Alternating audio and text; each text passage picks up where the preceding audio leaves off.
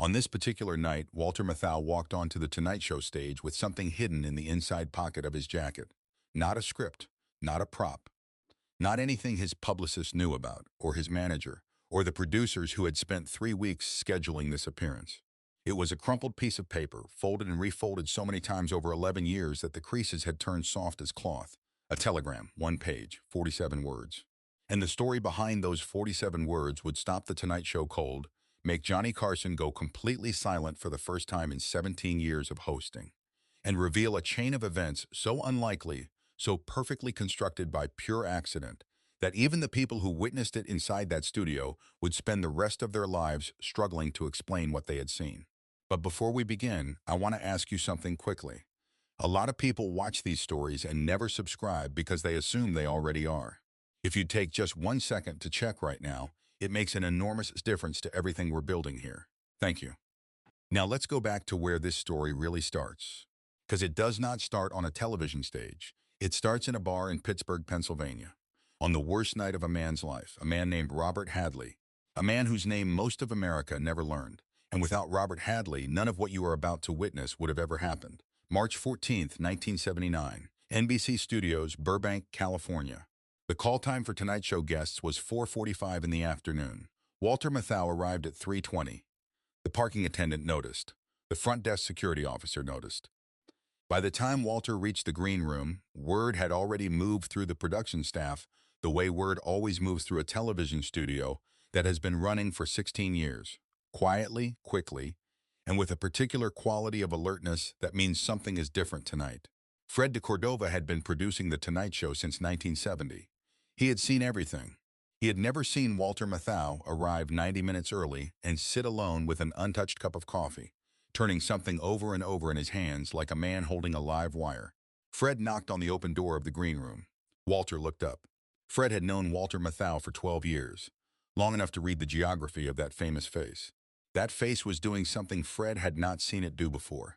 It was carrying weight, not the theatrical weight of performance. Something older than that, something private. "You all right?" Fred asked. Walter looked at him. In his hands was a piece of paper, folded and refolded, the color of old newsprint. "I've been carrying this for 11 years, Walter said. "Tonight I'm giving it to Johnny." Fred started to ask what it was. "Not yet," Walter said. "Please, I'll explain it on the air. That's the only way it works." Fred de Cordova had produced 3 decades of television. He knew when a man was telling the truth. He nodded, stepped back, and pulled the green room door halfway closed. He went straight to the control room and told his director something he had only said once before in 9 years of producing The Tonight Show. "Whatever happens tonight," he said, "do not cut to commercial unless I tell you personally." The director looked at him. "Trust me," Fred said. In the green room, Walter Matthau sat alone with 11 years of something he had never been able to put down.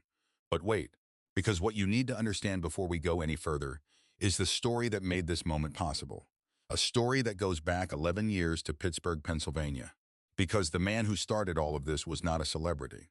He was a 34-year-old steelworker named Robert Hadley who had never expected that anything he did would matter to anyone beyond the people who knew his name. Robert Hadley worked the day shift at the Edgar Thomson Steelworks outside Pittsburgh. He had a wife named Patricia, a daughter named Carol, and a laugh his coworkers described as the kind you heard from across a factory floor and immediately wanted to know what had caused it. By the winter of 1968, almost everything in his life had come apart. Patricia had left in September, taking Carol to her mother's house in Ohio. No single dramatic rupture, just a long, slow erosion of silence where conversations used to be, until one afternoon she packed 2 suitcases and he stood in the driveway watching her drive away. 2 weeks later, he was laid off from the mill.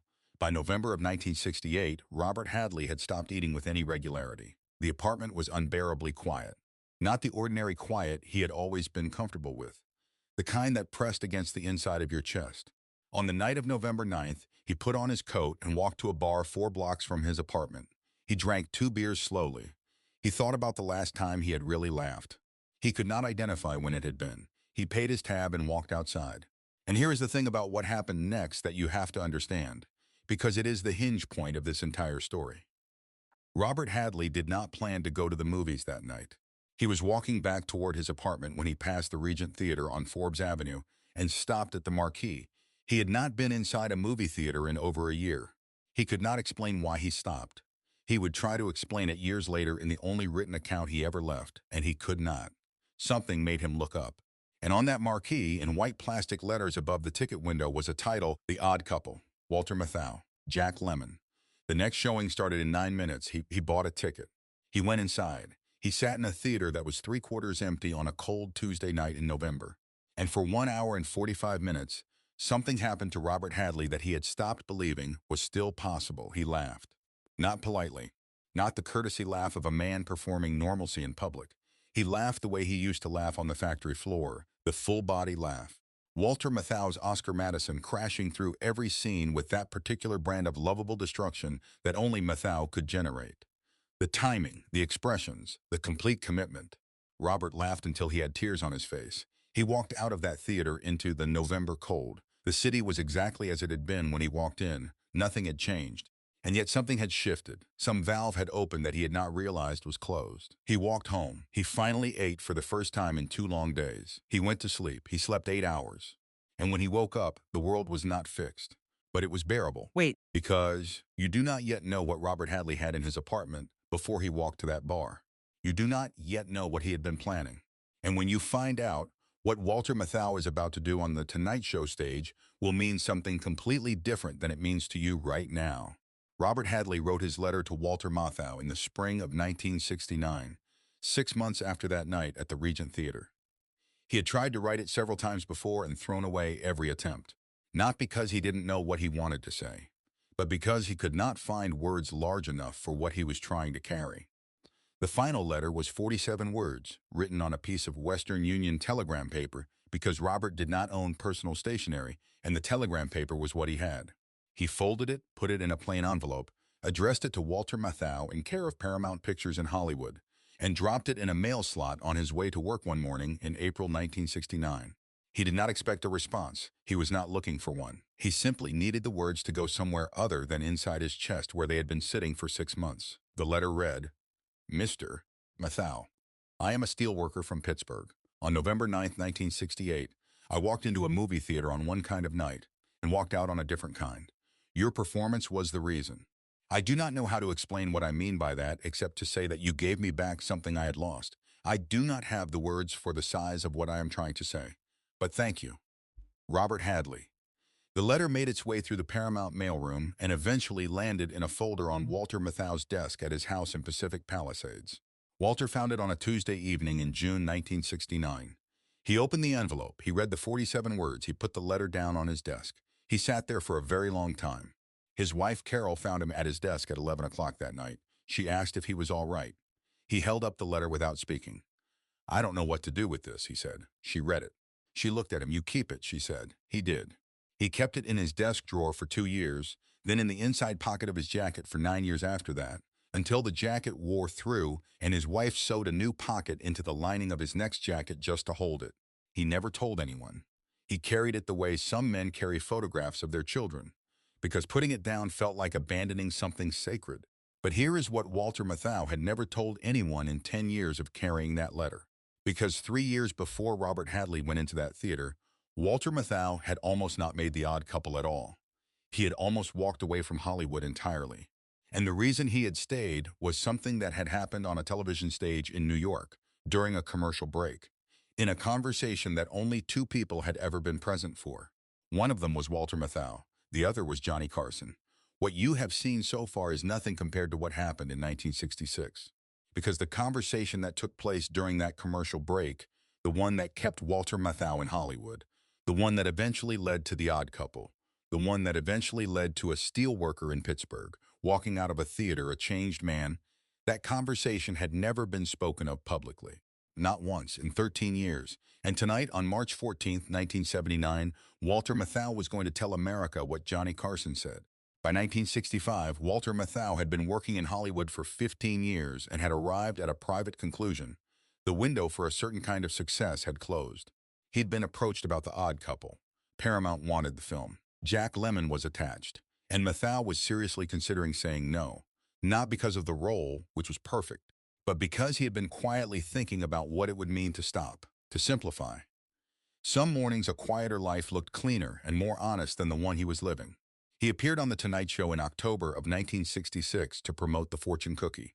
The interview moved the way a good Tonight Show interview always moved. The cameras rolled. The segment finished.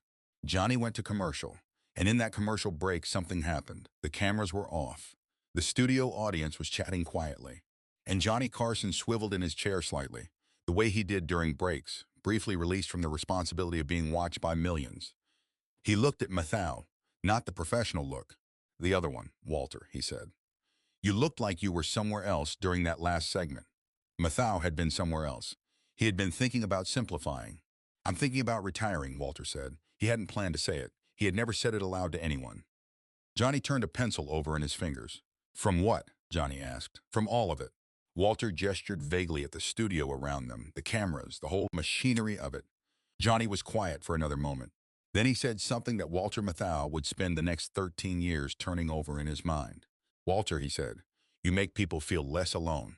There are people watching you tonight who are sitting in rooms by themselves, and you don't know their names and they don't know yours, and it doesn't matter, because for the time you're on that screen, they are somewhere else.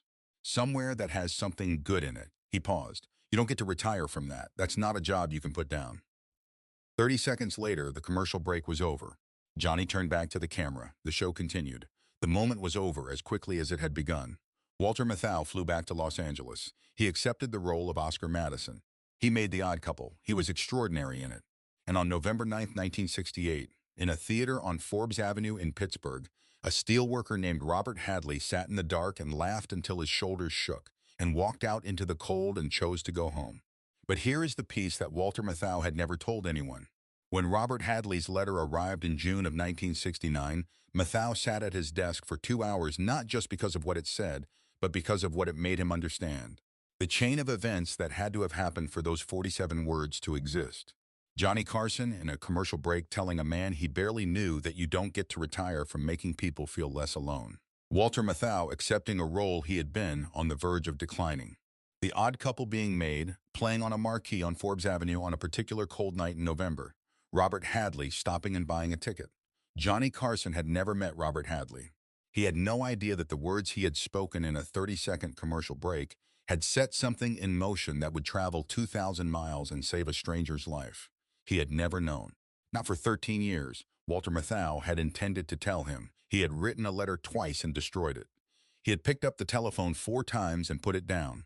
So he had carried the letter instead. He had waited for a moment that was large enough. March 14, 1979. He had decided that tonight was the moment. He had one more thing to tell Johnny that he had never told anyone.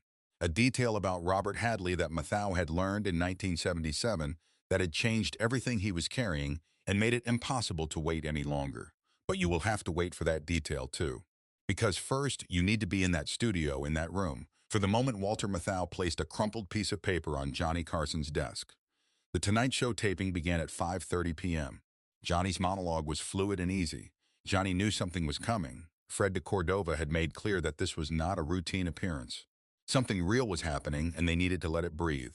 At 6:04 p.m., Ed McMahon's voice filled the studio. Ladies and gentlemen, he is one of the finest actors of his generation. He made you laugh until your sides ached in The Odd Couple, in The Sunshine Boys, in Hello, Dolly, and in Koch. He is a man whose face has been called one of the great natural resources of American cinema. Please welcome Walter Matthau. The applause was enormous and immediate. Walter Matthau shuffled out from behind the curtain, moving with that sheepish dignity that was always his public posture. The man who could not quite believe he was standing in this amount of light, who viewed admiration as a pleasant misunderstanding he had decided not to correct. He shook Johnny's hand. He settled into the guest chair.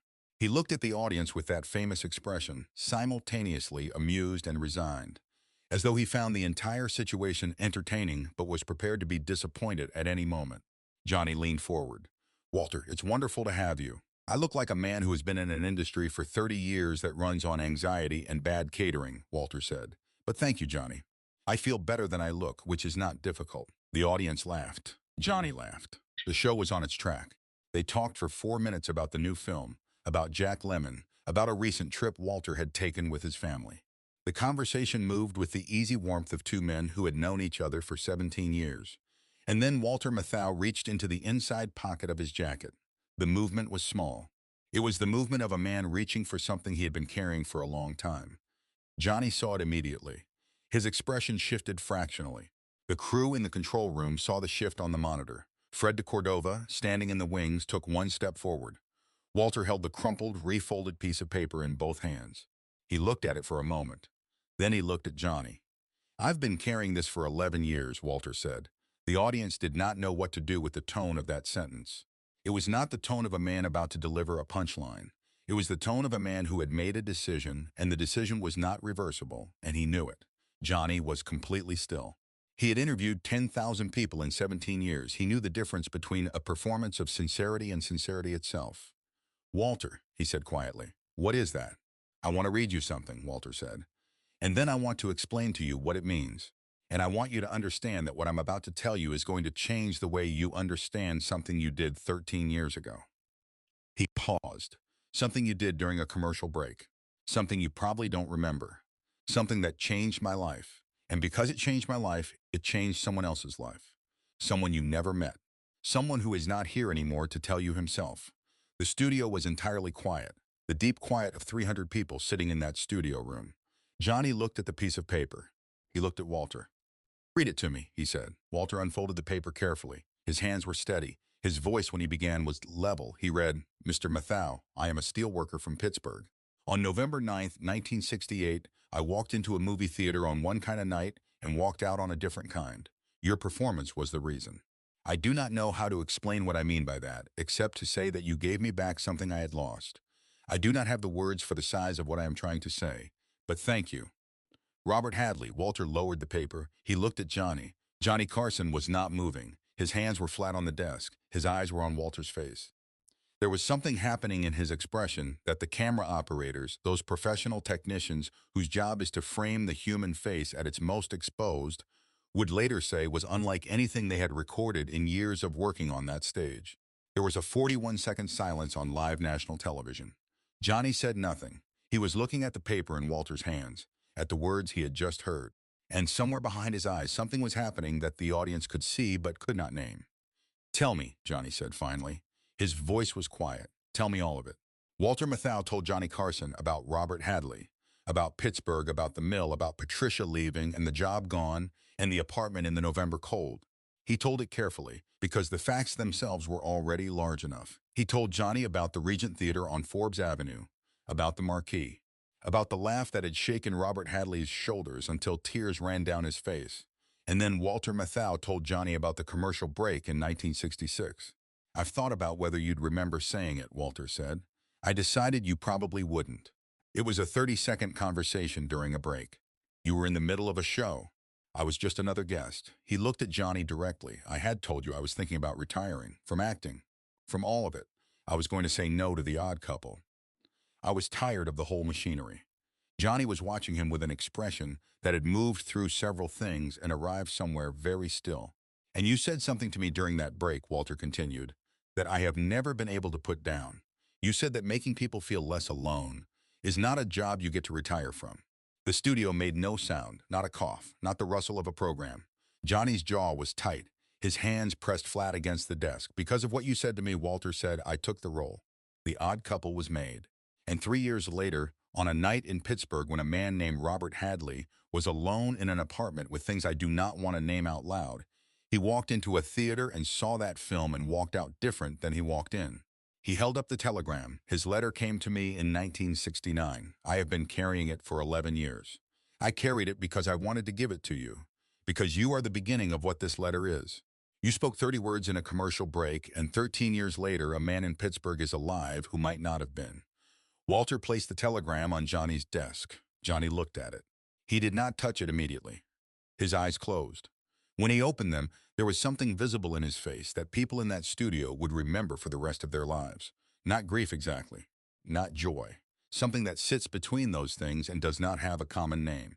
The particular expression of a person who has just understood something about their own life that they could not have understood before this moment. "I need to tell you one more thing," Walter said quietly. Johnny looked at him. Robert Hadley died in 1977. He was 43 years old. His heart. His daughter Carol found my name from a letter I had written trying to find his address in his belongings after he passed. She tracked me down through Paramount. She called me in the spring of 1978. She told me her father had spoken about that night at the Regent Theater his whole life, that he had told anyone who would listen that a film had once put him back together, that he had never stopped being grateful for it. Walter's voice was steady, but something in it had changed. She asked me if I knew what her father had needed that night. If I knew what he had been planning before he walked into that theater, I told her I did, that I had understood it when I read his letter in 1969. She said her father had never spoken about it directly, not even to her, but she had found something in his belongings, a box of things he had kept, photographs, letters, his daughter's first birthday card. Walter looked at Johnny and the ticket stub from the Regent Theater. November 9th, 1968. The silence in that studio was total. He kept the ticket stub, Walter said. He kept it the way you keep something that marks the beginning of a life you chose to continue. Johnny Carson reached out and picked up the crumpled telegram from his desk. He held it in both hands, the way you hold something that weighs more than it should. He read it again to himself, the 47 words that had crossed 2,000 miles in 11 years to reach his hands. Then he set it down very gently and put his face in them. His shoulders were shaking. The studio audience did not move. The camera operators did not move. Ed McMahon had his hand pressed flat against his chest over his heart, as though checking that it was still there. Walter Matthau sat in the guest chair and waited, because he had been waiting for 13 years already, and he was very good at it now. Johnny lifted his head. His eyes were red. His composure had not entirely returned. What returned first was something simpler than composure. Presence. He was there. He was completely there. He looked at Walter. "I don't remember what I said," he said. "I don't remember that commercial break." Walter nodded. "I thought you might not." "I remember you," Johnny said. "I remember that you seemed like you were carrying something that night. I remember thinking afterward that I hoped you were all right." "We both were," Walter said, "just not in the ways we knew at the time." Johnny looked down at the telegram again. He touched the edge of it with one finger. "I talk to people every night," he said. "Every night for 17 years. And I have always tried to hold on to the fact that there are people watching that I cannot see. That whatever happens in this room matters to someone I will never know." He paused. "But I've never known what it meant," he said.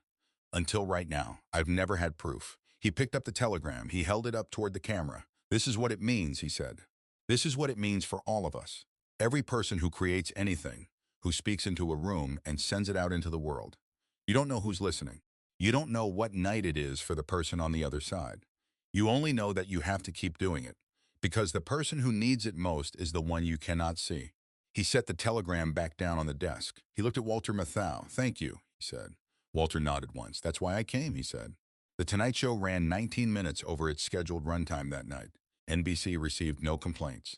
The switchboard in Burbank was overwhelmed within 12 minutes of the broadcast reaching the East Coast, with calls from people who needed to say that they had been watching, that something in that studio had come through the screen and found them sitting exactly where Robert Hadley had sat on that November night, alone, in the particular quiet that has weight to it.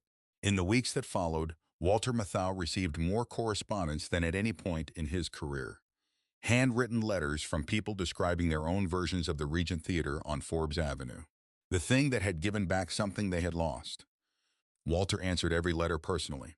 Johnny Carson kept the telegram in the wooden box in his home office, alongside the small accumulations of a life lived largely in public and privately treasured. The telegram from a steelworker in Pittsburgh who kept a ticket stub for 9 years. In 1992, Johnny Carson retired from The Tonight Show. Asked what he considered the most important broadcast of his 30-year career, he said, March 14th, 1979. Walter Matthau came to that studio carrying something that belonged to me that I didn't know existed. And what it was proof. Proof that this chair has done what I've always hoped it was doing. Reached through the screen and found the people who needed it most. Robert Hadley never knew that my voice was anywhere in the chain that led to him, Johnny said. He only knew about Walter and the film, and that something in a dark theater on a cold night had given him back to himself. He carried a ticket stub. Walter carried his letter. And I have been carrying both since March of 1979. Walter Matthau passed away on July 1st, 2000. He was 79 years old. The tributes focused on the roles. Oscar Madison, Max Goldman. The magnificent gallery, impossible men he inhabited over 5 decades. Almost none of them mentioned March 14th, 1979. But in the statement released by Johnny Carson on the day of Mathau's death, there was one line. The line read, "He carried the proof for 11 years, and then he gave it to me, and I have never put it down." Carol Hadley, Robert Hadley's daughter, saw the statement. She was 59 years old by then, living in Columbus, Ohio. She had a photograph of her father on her kitchen wall, taken 4 years after the night at the Regent Theater. She read the one line and called her daughter into the kitchen. That man, she said, was kept alive by a chain of things he never knew about. A conversation during a commercial break in New York. An actor who almost quit. A movie that almost didn't get made.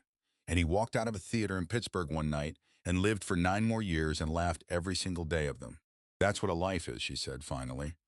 Something that passes through you without you seeing it.